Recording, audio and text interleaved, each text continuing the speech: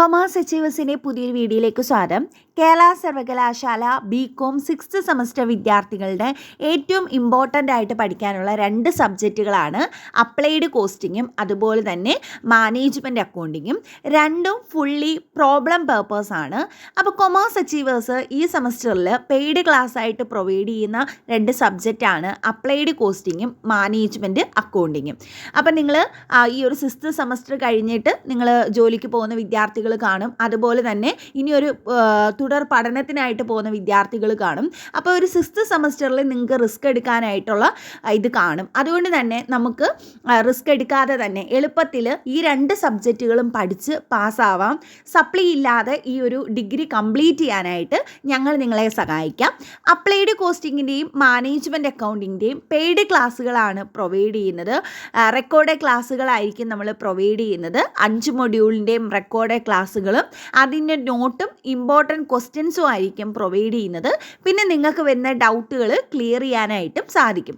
അപ്പോൾ ഇന്നത്തെ ക്ലാസ്സിൽ നമ്മൾ അപ്ലൈഡ് കോസ്റ്റിങ്ങിൻ്റെ ഒരു ചെറിയ പോർഷനാണ് നമ്മൾ അപ്ലോഡ് ചെയ്യുന്നത്. അപ്പോൾ നിങ്ങൾ ക്ലാസ്സുകൾ കണ്ടു നോക്കുക.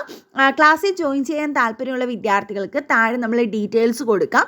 അതിൽ നിങ്ങൾ കോൺടാക്റ്റ് ചെയ്യുക, വാട്സപ്പിൽ മെസ്സേജ് ചെയ്തിരുന്നാൽ മതി, നമുക്ക് ക്ലാസ്സിൽ ജോയിൻ ചെയ്യാനായിട്ട് സാധിക്കും. അപ്പോൾ നിങ്ങൾ എല്ലാ വിദ്യാർത്ഥികളും മാക്സിമം ഈ ഒരു 6th സെമസ്റ്റർ, കാരണം ഒരുപാട് കാര്യങ്ങൾ ഈ ഒരു 6th സെമസ്റ്ററിൽ വരുന്നതാണ്. ഇനി ആകെ 3 മാസം മാത്രമേ ഉള്ളൂ. അതിനിടയിൽ പ്രോജക്റ്റ്, വൈവ ഇങ്ങനെയുള്ള ഒരുപാട് കാര്യങ്ങൾ വരുന്നുണ്ട്. അതുകൊണ്ട് തന്നെ നിങ്ങൾക്ക് ഈ ഒരു കുറഞ്ഞ സമയത്തിനുള്ളിൽ ഏറ്റവും എളുപ്പത്തിൽ പഠിക്കാവുന്ന രീതിയിലായിരിക്കും ക്ലാസ്സുകൾ പ്രൊവൈഡ് ചെയ്യുന്നത്.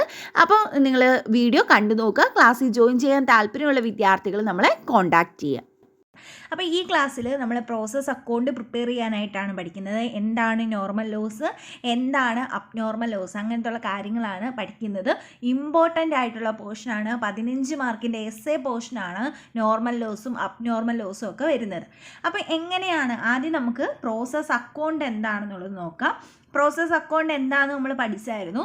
അപ്പോൾ പ്രോസസ് അക്കൗണ്ട് നമ്മൾ സാധാരണ രീതിയിൽ തന്നെയാണ് അക്കൗണ്ട് പ്രിപ്പയർ ചെയ്യുന്നത്. നമ്മൾ പ്രോഫിറ്റ് ആൻഡ് ലോസ് അക്കൗണ്ടും ട്രേഡിംഗ് അക്കൗണ്ടും ഒക്കെ പ്രിപ്പയർ ചെയ്ത പോലെ തന്നെയാണ് ഇവിടെ. പക്ഷേ അഡീഷണൽ ആയിട്ടൊരു കാര്യം കൂടി വരുന്നുണ്ട്. എന്താണ് ഇത്? നമ്മളെല്ലാം പഠിക്കുന്നത് എന്തിൻ്റെ അണ്ടറിലാണ്? കോസ്റ്റ് അക്കൗണ്ടിങ്ങിൻ്റെ അണ്ടറിലാണ്. അതുകൊണ്ട് തന്നെ കോസ്റ്റ് പെർ യൂണിറ്റ് നമ്മളിവിടെ കമ്പ്യൂട്ട് ചെയ്യും. എല്ലാത്തിൻ്റെയും കോസ്റ്റ് പെർ യൂണിറ്റ് കൂടി നമ്മൾ എഴുതുമെന്നൊരു വ്യത്യാസം മാത്രമേ ഉള്ളൂ.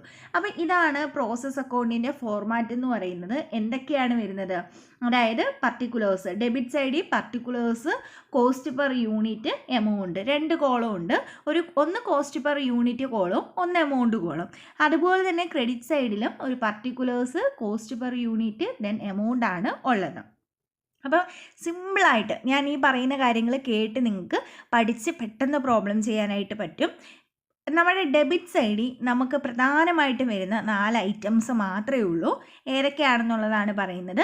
ഒന്ന് direct material, direct labour, direct expense and factory overhead. ഇത്രയും കാര്യങ്ങൾ ഓർത്തു വെക്കുക. എന്തൊക്കെയാണ്? Material, labour, overhead, expense. ഇത്രയും കാര്യങ്ങൾ എവിടെ വരും? ഡെബിറ്റ് സൈഡിൽ വരും. ഇനി ഈ ക്രെഡിറ്റ് സൈഡിൽ വരുന്ന എന്തൊക്കെയാണെന്നുള്ളത് ഇനി നമ്മൾ പഠിക്കാൻ പോവുക. സാധാരണ ഒരു പ്രോസസ് അക്കൗണ്ടിൻ്റെ ഫോർമാറ്റ് എന്ന് പറയുന്നത് ഇത്രയേ ഉള്ളൂ. ഡെബിറ്റ് സൈഡിൽ ഇത്രയായിട്ട് എഴുതും. ബാലൻസ് വരുന്നത് നമ്മൾ എങ്ങോട്ട് ട്രാൻസ്ഫർ ചെയ്യും? Transferred to next process. നമ്മൾ പറഞ്ഞല്ലോ, നമ്മൾ ഒരു പ്രോസസ്സ് നിർത്തുമല്ല. ഒരു പ്രൊഡക്റ്റ് ആദ്യം നമ്മൾ എന്ത് ചെയ്യണം? നമ്മൾ പേപ്പർ ഉണ്ടാക്കുകയാണെങ്കിൽ ആദ്യം എന്താ, അതിൻ്റെ മെറ്റീരിയൽസിനെ ഒരു പ്രോസസ്സിലൂടെ കടത്തി വിടുന്നു. അതൊരു പ്രോസസ്സാണ്. ദെൻ അത് ജസ്റ്റ് ഒരു ഷീറ്റാക്കി മാറ്റുന്നു. അത് നെക്സ്റ്റ് ഒരു പ്രോസസ്സാണ്. ഇങ്ങനെ ഒരുപാട് പ്രോസസ്സിലൂടെയാണ് കടന്നു പോകുന്നത്. അപ്പോൾ ഇതാണ് ഒരു പ്രോസസ് അക്കൗണ്ടിൻ്റെ ഫോർമാറ്റ് എന്ന് പറയുന്നത്. ഇനി നമ്മൾ ജസ്റ്റ് ഒരു പ്രോബ്ലം ചെയ്തു തുടങ്ങാനായിട്ട് പോവുകയാണ്. പ്രോബ്ലം നോക്കിയേ. The manufactures of products require 2 distinct process. 2 പ്രോസസ്സാണുള്ളത്. Process 1 and process 2. On completion of process is transferred from process 2 to finished goods. അതായത് 2 പ്രോസസ്സേ ഉള്ളൂ, പ്രോസസ് 1ഉം പ്രോസസ് 2ഉം. പ്രോസസ് 2 കഴിഞ്ഞിട്ട് കിട്ടുന്നതിനെ നമ്മൾ എന്തിലേക്ക് മാറ്റും? ഫിനിഷ്ഡ് സ്റ്റോക്കാക്കി മാറ്റും. അപ്പോൾ നമുക്ക് 2 ഇത് തരും, എമൗണ്ടുകൾ തരും. പ്രോസസ് 1ൻ്റെയും തരും, പ്രോസസ് 2ൻ്റെയും തരും. പ്രോസസ് 1ൽ എന്തൊക്കെ തന്നിട്ടുണ്ട്? ഫസ്റ്റ് ലേബർ തന്നിട്ടുണ്ട്. 6000ഉം 7000ഉം ആണ് പറഞ്ഞിരിക്കുന്നത്. ഡയറക്റ്റ് എക്സ്പെൻസ് പറഞ്ഞിരിക്കുന്നത് 4000ഉം 3000ഉം ആണ് പറഞ്ഞിരിക്കുന്നത്. പ്രൊഡക്ഷൻ ഓവർ ഹെഡ് 2000ഉം 1000ഉം ആണ് പറഞ്ഞിരിക്കുന്നത്. ദെൻ ഇൻഡയറക്റ്റ് മെറ്റീരിയൽ പ്രോസസ് 1ന് ഇല്ല, പ്രോസസ് 2ന് എത്രയാണ്? 2000 രൂപയാണ് തന്നിരിക്കുന്നത്. ഇവിടെ നമുക്ക് ക്വസ്റ്റ്യൻ തീരുകയല്ല, ബാലൻസ് നോക്കണം. ഇവിടെ 1000 unit were introduced process 1 at 8 per unit. എന്താണ്? 1000 യൂണിറ്റ്സ് ആണ് നമ്മൾ എന്ത് ചെയ്യുന്നത്? ഇൻട്രഡ്യൂസ് ചെയ്യുന്നത്. 1000 യൂണിറ്റ്സ് ആണ് നമ്മൾ ഇൻട്രഡ്യൂസ് ചെയ്യുന്നത്, പ്രോസസ് 1 ഇൻട്രഡ്യൂസ് ചെയ്യുന്നത്. അത് 8 per യൂണിറ്റ് ആണ്. 1000 യൂണിറ്റ്സ് എന്ത് ചെയ്യുന്നുണ്ട്? പ്രൊഡ്യൂസ് ചെയ്യുന്നുണ്ട്. എത്ര പെർ യൂണിറ്റിന്? 8 രൂപ പെർ യൂണിറ്റ്. ഒരു യൂണിറ്റിന് 8 രൂപ വെച്ച് എത്ര യൂണിറ്റ് പ്രൊഡ്യൂസ് ചെയ്യുന്നുണ്ട്? 1000 യൂണിറ്റ് പ്രൊഡ്യൂസ് ചെയ്യുന്നുണ്ട്. There was no stock of raw materials or work in progress either at the beginning or end of the period. Beginning പീരീഡിലോ അല്ലെങ്കിൽ എൻഡ് ഓഫ് ദ പീരീഡിലോ മറ്റെന്തെങ്കിലും സ്റ്റോക്കോ അല്ലെങ്കിൽ വർക്ക് ഇൻ പ്രോഗ്രസ്സോ ഇല്ല. അതിൻ്റെ അർത്ഥം എന്ന് പറയുന്നത് ഈ തന്നിരിക്കുന്ന ഐറ്റംസ് മാത്രമേ ഉള്ളൂ. 1000 units of finished were obtained. എത്ര യൂണിറ്റ് ഫിനിഷ്ഡ് കിട്ടിയിട്ടുണ്ട്? 1000 യൂണിറ്റ് ഫിനിഷ്ഡ് ഗുഡ്സും കിട്ടിയിട്ടുണ്ട്. Show process account. അപ്പോൾ നമ്മൾ ആദ്യം എന്താ ചെയ്യേണ്ടത്? ആദ്യം നമ്മൾ ചെയ്യേണ്ടത് പ്രോസസ് 1 അക്കൗണ്ട് പ്രിപ്പയർ ചെയ്യുക എന്നുള്ളതാണ്. പ്രോസസ് 1 അക്കൗണ്ടിൽ നിന്ന് എഴുതുക. അവിടെ എന്തൊക്കെ വരണം? ആദ്യം നമ്മൾ പ്രോസസ് 1 അക്കൗണ്ടിൻ്റെ മെറ്റീരിയൽസും ലേബറും എക്സ്പെൻസും ഓവർഹെഡും ഒക്കെ നമ്മൾ എന്ത് ചെയ്യുക? കാണിക്കുക. അപ്പോൾ ഇവിടെ എന്തൊക്കെയാണ് വരുന്നത്? അവിടെ മെറ്റീരിയൽ എത്രയാണ് ആദ്യം നമ്മൾ കണ്ടുപിടിക്കും. ഇവിടെ എവിടെയെങ്കിലും മെറ്റീരിയൽ പറഞ്ഞിട്ടുണ്ടോ? ഇല്ല. പക്ഷേ എവിടെ പറഞ്ഞിട്ടുണ്ട്? അഡ്ജസ്റ്റ്മെൻറ്റിൽ പറഞ്ഞിട്ടുണ്ട്. 1000 യൂണിറ്റ്സ് ആണ് ഇൻട്രഡ്യൂസ് ചെയ്തത്. ഒരു യൂണിറ്റിന് എത്ര രൂപ വെച്ച്? 8 രൂപ വെച്ച്. അപ്പോൾ നമ്മൾ ആദ്യം എന്ത് എഴുതണം? മെറ്റീരിയൽ എഴുതണം. എത്ര യൂണിറ്റാണ്? 1000 യൂണിറ്റ്. ഒരു യൂണിറ്റിന് 8 രൂപ വെച്ച്. അപ്പോൾ 1000 യൂണിറ്റിന് എത്ര രൂപ വെച്ചാൽ? 8 രൂപ വെച്ചാകുമ്പോൾ എത്ര ആവും? 1000 × 8 എത്രയാണ്? 8000 ആണ് വരുന്നത്. ഇനി നമുക്ക് ബാക്കിയെല്ലാം എഴുതാം. എത്രയാണ്? ലേബർ എത്രയാണ്? 6000 ലേബർ. അപ്പോൾ നമ്മൾ ലേബർ എത്ര എഴുതുക? 6000. ദെൻ എക്സ്പെൻസസ് എത്രയാണ്? 4000. അപ്പോൾ എക്സ്പെൻസസ് 4000.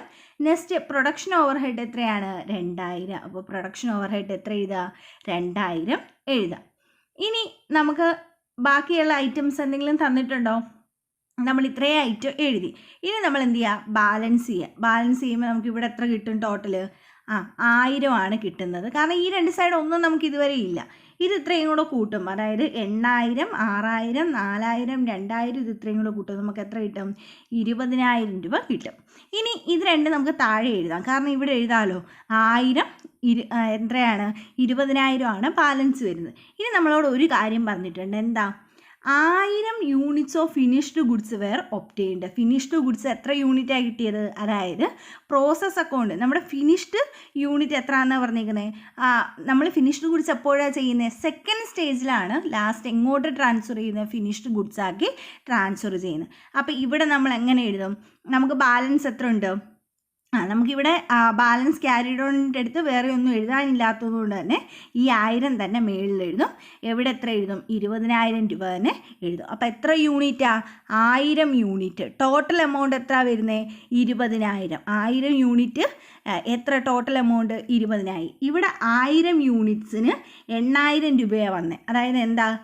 ഒരു യൂണിറ്റിന് 8 രൂപ വെച്ച്. അപ്പോൾ ഇവിടെ എത്ര? ഒരു യൂണിറ്റിന് 20 രൂപ വെച്ചല്ലേ? അതെങ്ങനെ കണ്ടുപിടിക്കും?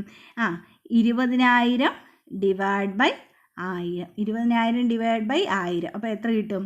20 കിട്ടത്തില്ലേ? ഇവിടെ നമുക്ക് അങ്ങനെയല്ലായിരുന്നോ? 1000 യൂണിറ്റ്സിന് ഒരു യൂണിറ്റിന് 8 രൂപ വെച്ച്. അപ്പോൾ 1000 യൂണിറ്റ്സിന് എത്ര രൂപയാണ്? 8000. അതുപോലെ തന്നെ ഇവിടെ നമുക്ക് കിട്ടി 1000 യൂണിറ്റ്സ് ആണ് 20000 രൂപയാണ്. അപ്പോൾ ഒരു യൂണിറ്റിന് എത്രയാണ്? 20000 ഡിവൈഡ് ബൈ 1000. അപ്പോൾ എത്ര കിട്ടി? 20 കിട്ടി. ഇനി ഈ എമൗണ്ട് നമ്മൾ എങ്ങോട്ട് ട്രാൻസ്ഫർ ചെയ്യണം? സെക്കൻഡ് സ്റ്റേജിലേക്ക് ട്രാൻസ്ഫർ ചെയ്യണം. അപ്പം നമ്മൾ രണ്ടാമത് എന്ത് ചെയ്യണം? പ്രോസസ് 2 അക്കൗണ്ട് പ്രിപ്പയർ ചെയ്യണം. പ്രോസസ് 2 അക്കൗണ്ടിൽ ആദ്യം എന്താ ട്രാൻസ്ഫർ ചെയ്യേണ്ടത്? ഇതാണ് മെറ്റീരിയൽ എന്ന് പറയുന്നത്. അപ്പോൾ പ്രോസസ് 1 ട്രാൻസ്ഫേർഡ് ടു പ്രോസസ് 2ലേക്ക് എത്രയാണ്? 1000 യൂണിറ്റ്സ് എത്ര രൂപ? 20000 രൂപ. ഇനി നമ്മൾ എന്തൊക്കെ കാര്യങ്ങൾ നോക്കണം? ഇവിടെ എന്തുണ്ടെന്ന് പറഞ്ഞിട്ടുണ്ട്? സെക്കൻഡ് സ്റ്റേജിൽ ഒരു ഇൻഡയറക്റ്റ് മെറ്റീരിയൽ ഉണ്ട്. എത്ര രൂപയാണ് ഇൻഡയറക്റ്റ് മെറ്റീരിയൽ? 2000. അപ്പോൾ നമ്മൾ എന്ത് ചെയ്താൽ? 2000 രൂപ ഇൻഡയറക്റ്റ് മെറ്റീരിയൽ. ദെൻ അവിടെ എന്തൊക്കെ പറഞ്ഞിട്ടുണ്ട്? ഓരോന്നായിട്ട് നമുക്ക് നോക്കാം. എന്താണ് ഫസ്റ്റ് പറഞ്ഞിരിക്കുന്നത്? ലേബർ 7000. അപ്പോൾ നമ്മൾ എന്ത് ചെയ്യുക? ലേബർ എത്ര എഴുതുക? 7000 രൂപ എഴുതുക. അടുത്ത എന്താണ്? Direct expense 3000. അപ്പോൾ നമ്മൾ അടുത്ത എഴുതുക ഡയറക്റ്റ് എക്സ്പെൻസ് 3000. നെക്സ്റ്റ് എന്താ പറഞ്ഞേക്കുന്നത്? Production over head 1000. അപ്പോൾ നമ്മൾ എത്ര എഴുതുക? പ്രൊഡക്ഷൻ ഓവർ ഹെഡ് 1000 രൂപ എഴുതാം. ഇത്ര എഴുതി നമുക്ക് വീണ്ടും എന്തില്ല, ക്രെഡിറ്റ് സൈഡിൽ എഴുതാനായിട്ടൊന്നുമില്ല. അപ്പോൾ നമുക്ക് ബാലൻസ് ചെയ്യാം. ഇവിടെ ടോട്ടൽ വരുന്നത് 1000, ഇത് ഇത്രയും കൂടെ ആഡ് ചെയ്യുമ്പോൾ നമുക്ക് വരുന്നത് 33,000. അപ്പോൾ നമ്മൾ നെക്സ്റ്റ് സ്റ്റേജിലേക്ക് ട്രാൻസ്ഫർ ചെയ്യുകയാണ്. 1000 33,000.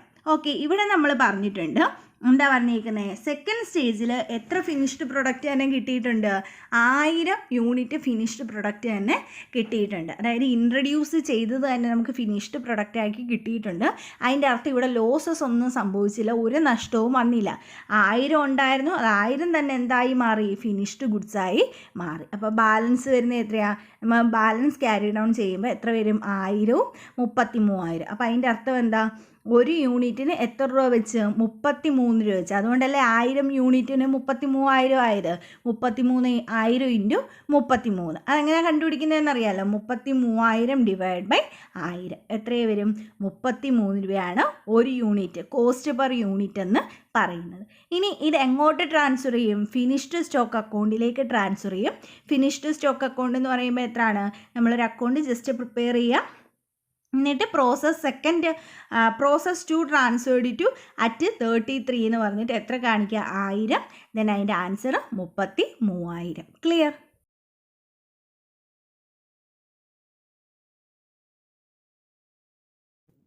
നെക്സ്റ്റ് നമ്മൾ നോക്കാനായിട്ട് പോകുന്നത് മെറ്റീരിയൽ ലോസ് എന്താണ്, നോർമൽ ലോസ് എന്താണ്, അബ്നോർമൽ ലോസ് എന്താണ്, അങ്ങനത്തെ കാര്യങ്ങളാണ് ഡിസ്കസ് ചെയ്യാനായിട്ട് പോകുന്നത്. അതായത് പല മാനുഫാക്ചറിങ് കൺസേണുകളിലും ഈ എന്തെങ്കിലും പ്രൊഡക്ഷൻ നടക്കുന്ന, ആ പ്രോസസ്സ് ഓഫ് പ്രൊഡക്ഷൻ നടക്കുന്ന സമയത്ത് ഒരുപാട് മെറ്റീരിയൽസ് ലോസ്റ്റ് സംഭവിക്കും. അത് പല കാരണങ്ങൾ കൊണ്ടാവാം, വേസ്റ്റ് കാരണമാവാം, സ്ക്രാപ്പ് കാരണമാവാം, എന്തെങ്കിലും സ്പോയിലേജ് ഒക്കെ സംഭവിക്കുന്നത് കാരണമാവാം, അല്ലെങ്കിൽ കൃത്യമായിട്ട് വർക്ക് നടക്കാത്തത് കൊണ്ടാവാം. ഇങ്ങനെ പല രീതിയിൽ അല്ലെങ്കിൽ പല കാരണം കൊണ്ട് എന്ത് ചെയ്യാറുണ്ട്, മെറ്റീരിയലിൽ നഷ്ടം വരാനുള്ള സാധ്യത ഉണ്ട്.